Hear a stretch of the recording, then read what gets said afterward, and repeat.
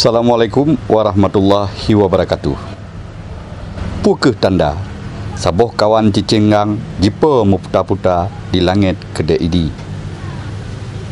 Menyajamun haba urang Aceh menyajemusu kliung cat uro nyan tanda jih na urang meninggal dunia.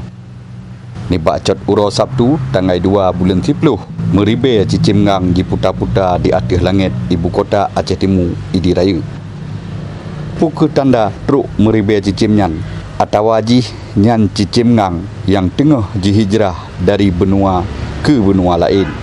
Video cicim ngang nyan jipa mekawan kamu rekam pah wate kamu tengah pegat video kebudayaan daerah bak pendopo Bupati Aceh Timur. Lun wate nyan cukup terkejut wate lun kalon ulangit u arah tunang pendopo idi pahtat daerah Gampung Kutablang bersih di atas gedung Bank BNI atau BSI Jino deh lun kalan mekawan cicim ngang yang jipa meputa-puta di langit nyan. Kira-kira pada minit kemudian cicim mekawan nyan jipa u arah tunang kedai idi kira-kira u atas Gampung Pulau Blang.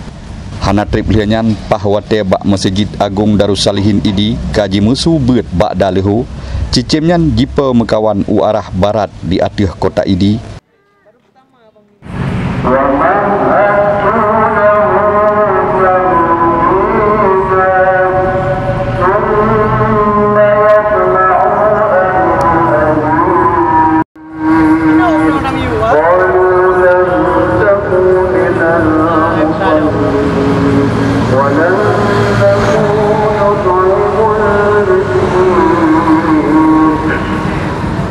Lihnyan cicim mekawan nyan jipa jiuh gadah u arah barat laut.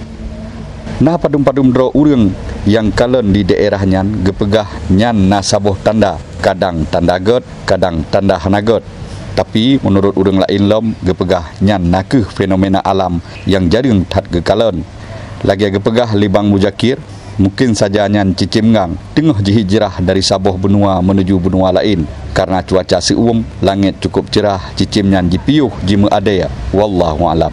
Habanyo gepesampo oleh Ilyas bin Ismail Freelance News.